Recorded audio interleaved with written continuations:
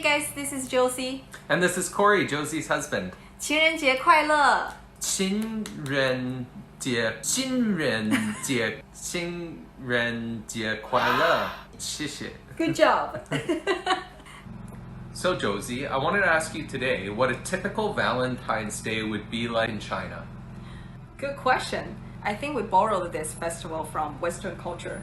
I remember this idea of Valentine's Day when I was about 13, 14 years old, and I had a crush on one boy in my class. We better go buy some chocolate for the boys we like. I secretly went to buy a box of chocolate and put that into the boys' drawer. I think right now Valentine's Day in China become more commercialized.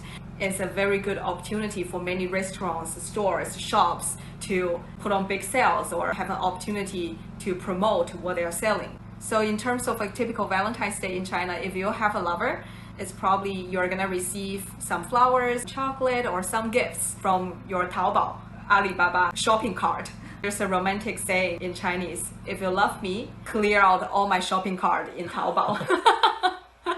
So usually that's what people will do for each other. They will buy something the other one is longing for a long time to show their love. And then they usually go out to have Valentine's dinner. Very rarely I hear from my friends that, oh, they stay at home, they cook for each other. It's always going out for dinners. Maybe some movies, maybe a romantic movie, something like that. Yeah, I'm not very sure right now what it will look like, but it's just based on my understanding and my memorization. That sounds very similar to a Valentine's Day here in Canada. Because we borrowed that Valentine's Day from Western culture, I would assume it's probably gonna be similar. Yeah. Interesting. So how about you? What would a typical Valentine's Day look like in your family? Good question. For me, kids would bring Valentine's Day cards and maybe a little present like cinnamon hearts. You know, some students would bring a card for every person in class. Wow. I was one of those kids. I loved to bring a card for everybody in class. Or you'd give a special card to the person you really like and regular cards for everybody else. You're always waiting to see if you have an admirer in class, even in elementary school. Always having that funny feeling, is somebody going to like me today? My mom too, she would always cook us a special Valentine's Day dinner, and it would be something that was, you know, red in color, like a pasta or something like that. Wow. So that was always very special. You know, the typical traditional thing to do is to buy flowers, a beautiful card, and a box of chocolates, something like that. And you also mentioned how it's been commercialized, and I feel a lot of that same sentiment here, and lots of people share that opinion. And there's also two sides of the coin, right?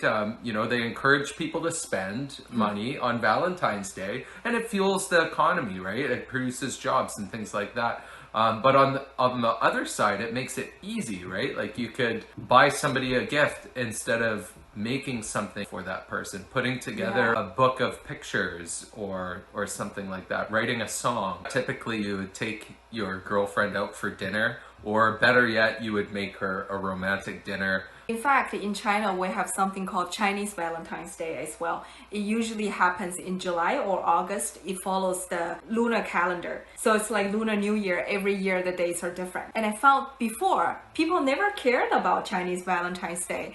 They cared more about February 14th. But right now, I feel people started to really make Chinese Valentine's Day big as well. And I feel like it's probably also an excuse to spend, to fuel the economy. It's like a win-win thing, right? To find an excuse to do something nice to your loved ones and help the economy progress a little bit more on that day.